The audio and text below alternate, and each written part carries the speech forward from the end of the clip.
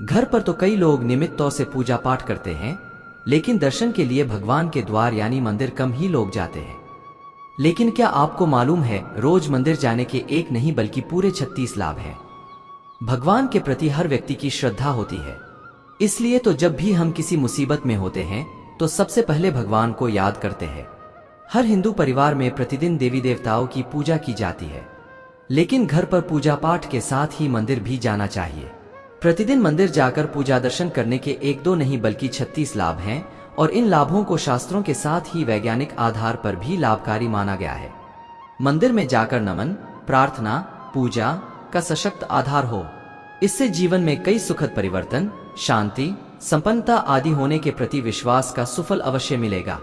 इसलिए हर व्यक्ति को प्रतिदिन मंदिर जाने का नियम स्वयं के लिए अवश्य बनाना चाहिए। यदि आप चाहते हो कि मां लक्ष्मी का आशीर्वाद आप पर बना रहे तो कमेंट बॉक्स में जय मां लक्ष्मी लिखकर चैनल को जरूर सब्सक्राइब जरूर करें। धार्मिक और वैज्ञानिक दृष्टिकोण से भी जाने मंदिर जाने के 36 लाभ। एक, मंदिर जाने से सुबह ब्रह्मा मुहूर्त में उठने का नियम बनता है। सुबह जल्दी उठने से हम अपने नित्य कर्म जैसे उषापान, शौच, दंत धावन, स्नान आदि से निवृत्त हो जाते हैं। 2, अपने घर के निकटतम मंदिर तक पैदल चलकर जाने से हमारा भ्रमण व्यायाम होता है, प्राणवायु मिलती है और उगते हुए सूर्य की दिव्य लालिमा का अवलोकन होता है। 3, मंदिर की घंटी को 7 सेकंड की बजाने से और इसकी टंकार पर ध्यान केंद्रित होने से हमारा मन सभी सांसारिक विषमताओं से हटकर प्रभु के चरणों में अर्पित हो जाता है। 4, मंदिर में भगवान को अर्पित सुगंधित फूलों की खुशबू से स्वास्थ्य लाभ मिलता तथा उत्साहवर्धन होता है। 5, मंदिर में अर्पित भिन्न भिन्न फूलों के विविध रंगों से हमारे को सुकून मिलता है। 6, मंदिर में कपूर, अगरबत्ती और धूप की दिव्य सुगंध से हमारी प्रतिरोधक क्षमता बढ़ती है और नकारात्मकता समाप्त होती है। 7, मंदिर में हम अपने जीवन के उद्देश्यों को दोहराते हैं और ईश्वर से सफलता का आशीर्वाद मांगते हैं। 8, सुबह उठते ही हम उस दिन की कार्य सूची लिखते हैं और उसे मंदिर लेकर जाते हैं। वहां उन सभी कार्य को पूरा करने के लिए कठोर परिश्रम का संकल्प भी लेते हैं। 9, जब हम मंदिर में आरती और कीर्तन के दौरान ताली बजाते हैं तो हमें इस एक्यूप्रेशर से स्वास्थ्य लाभ मिलता है। 10, आरती में बजाई जाने वाली छोटी घंटी से हमारा पित्त दोष संतुलित होता है। शायद इसी कारण से गौमाता के गले में भी घंटी बांधी जाती है, क्योंकि यह सर्वमान्य है कि गाय में पित्त ज्यादा होती है। 11, आरती के दौरान चालीसा के जाप से हमारी वाणी में दिव्यता आती है। ओम के उच्चारण से हमारा चित्त एकाग्र होता है। 12, आरती के बाद शंख बजाया जाता जो श्रद्धालुओं के लिए बहुत सुखदायी तथा स्वास्थ्यवर्धक है। 13, आरती के बाद हम भारत माता की, गंगा मिया की जय बोलते हैं, जिससे हमारी देशभक्ति जागृत होती है। 14, हर मंदिर में आरती के बाद गो रक्षा तथा गो हत्या बंद होने का संकल्प जरूर दोहराते हैं। 15, आरती के बाद हम ज्योत पर अपना हाथ घुमाकर अग्नि स्पर्श करते हैं। इससे हमारी कोशिकाओं को दिव्य उष्णता मिलती है और हमारे भीतर पल रहे सभी जीवाणु संक्रमण समाप्त हो जाते हैं। 16, ज्योत पर हाथ फेरने के उपरांत अपनी ऊष्म हथेलियों को आंखों से लगाते हैं। इसकी गर्माहट आंखों के पीछे की सूक्ष्म रक्त वाहिकाओं को खोल देती है और उनमें ज्यादा रक्त प्रवाहित होने लगता है। हमारी आंखों की ज्योति में वृद्धि होती है। 17, ज्योत पर हथेली रखना हमारे द्वारा हुई सभी भूल चूक के प्रायश्चित का भी प्रतीक है।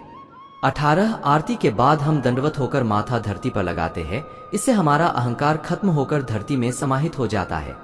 19, मंदिर में भगवान के दर्शन के बाद हमें तुलसी, चरणामृत और प्रसाद मिलता है। चरणामृत एक दिव्य पेय प्रसाद है जिसे गाय के दुग्ध, दही, शहद, मिश्री, गंगाजल और तुलसी से बनाकर विशेष धातु के बर्तन में रखा जाता है। आयुर्वेद के मुताबिक यह चरणामृत हमारे शरीर के तीनों दोषों को संतुलित रखता है। 20, चरणामृत के साथ दी गई तुलसी हम बिना चबाए निगल लेते हैं, जिससे हमारे सभी रोग ठीक हो जाते हैं। 21, मंदिर में पूजा अर्चना के बाद जब हम भगवान की मूर्ति की परिक्रमा करते हैं, इससे पूरे ब्रह्मांड की दैवीय ऊर्जा गर्भस्थान के शिखर पर विद्यमान धातु के कलश से प्रवाहित होकर ईश्वर की मूर्ति के नीचे दबाई गई धातु पिंड तक जाती है और धरती में समा जाती है। 22, गर्भस्थान की परिक्रमा के दौरान हमें इस ब्रह्मांडीय ऊर्जा से लाभ मिलता है। 23, मंदिर की भूमि को सकारात्मक ऊर्जा का वाहक माना जाता है। यह ऊर्जा भक्तों में पैर के जरिए ही प्रवेश कर सकती है, इसलिए हम मंदिर के अंदर नंगे पांव जाते हैं। 24, मंदिर से बाहर आते हुए फिर से घंटी बजाकर हम संसारिक जिम्मेदारियों में वापस आ जाते हैं।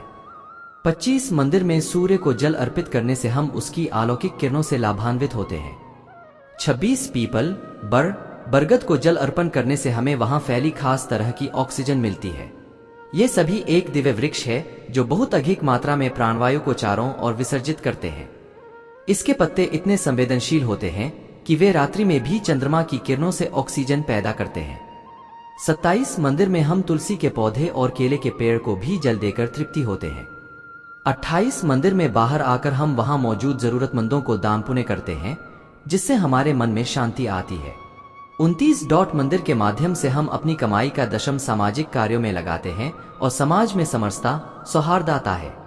30 आजकल शहर में घरों में गौ माता रखने का प्रावधान नहीं है, लेकिन हम मंदिर जाकर गौ को ग्रास देकर अपने संस्कारों को जारी रख सकते हैं।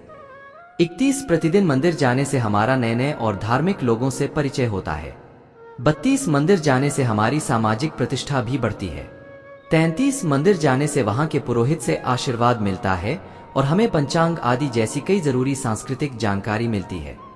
34 पंचांग के श्रावण या पाठन से हमें अपनी धार्मिक जिम्मेदारियों का पालन करने में मदद मिलती है और हमारा कल्याण होता है। 35 मंदिर में सभी वेद, पुराण, गीता, रामायण, महाभारत आदि शास्त्र मौजूद होते हैं, जिन्हें पढ़कर हम अपना जीवन सफल कर सकते हैं। 36 इसलिए हम सभी को प्रतिदिन मंदिर जाने का संकल्प लेना चाहिए। इससे हमारा समाज संगठित होगा, संस्कृति की रक्षा होगी और हमारा प्यारा भारत पुनः विश्व गुरु बनेगा।